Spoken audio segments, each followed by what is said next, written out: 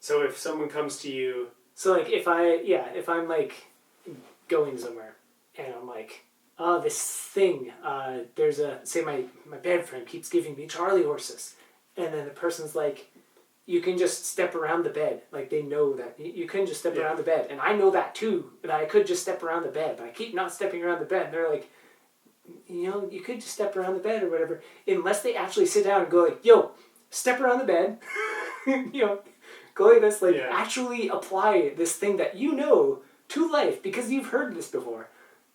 And unless that person's actually going out of their way to do it, then any kind of like, oh, you didn't step around the bed that time. I know, it's a tough bed or whatever. Like anything like that, that's just gonna let them kind of keep going.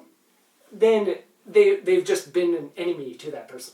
Right, but I also think there's a way to say things in a way that addresses that they are having difficulty with it, that without just saying what the solution could be.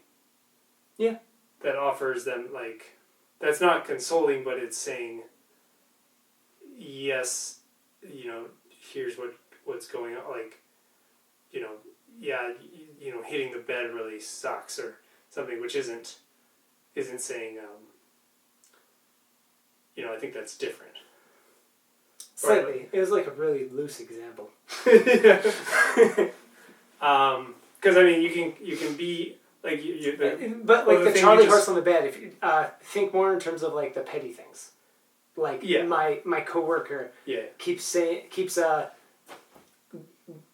making coffee all morning. All they do is drink coffee all morning, and they aren't doing any work or something. Yeah. And I just complain about that every day I come home from work, and like just over and over again. It's like a petty thing. It's like every single time I've complained, I've wasted my time. I've wasted your time by coming to you and complaining about it. And then anybody you talk to about it, it's like, oh, she always complains about this. You have now wasted their time. Like, it's just a bunch of wasted time has happened, and nothing has come of it. Yeah. And that, or just like in this perpetual cycle. So, but the thing you quoted, which I think got cut off, so maybe say it again. If you befriend someone and lack the mercy to correct them, you are in fact their enemy. So, I think there's a gentle way to correct someone, or there's a really like no crap way, and you just do it, right? It's not a matter of the way. It's just a matter of doing it at all. Like if you cater to the pettiness in the consoling at all, like you're adjusting things and accordingly just go encouraging this to happen and making accommodations for that to continue, then you have literally just it's almost like you have purposely sabotaged that person so that they continue to be miserable. Like any kind of catering towards it at all. Yeah. That's what most people do. They're like, oh, it's okay. It was we know it's hard. It's a tough thing. Like I'll go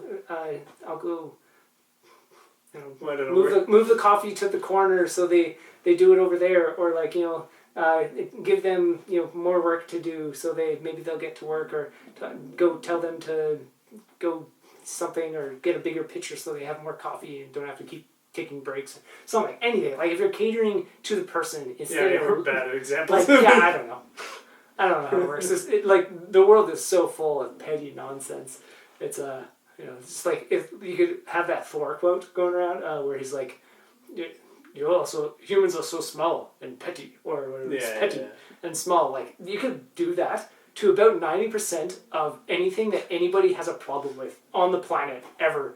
Like more like 99.99%. Like there's like a 1%, like 0.01% chance where it's like this is legitimately a thing that like I should go out of my way to deal with so that they don't have to. Like that is like the 0.01% chance. The rest of the whole time it's like, oh, I wish this was like this, and because I'm annoyed with it and I don't want to deal with my own mental problems, and I'm just reacting to it, and it's not really a big deal at all. And then everybody else I want them to go deal with it, or I want it to change, or I want circumstances around me to be different, or I need to change circumstances, or anything to be happier because whatever, like over and over again. That's what people do all their whole lives, and that's why it has never worked, and why for all of recorded history, humans are still not all that much happier in their daily lives today than they were, thousands of years ago. And they're like, hey, this Jesus guy is spreading compassion. Let's hang him on a cross. We're not that far away today.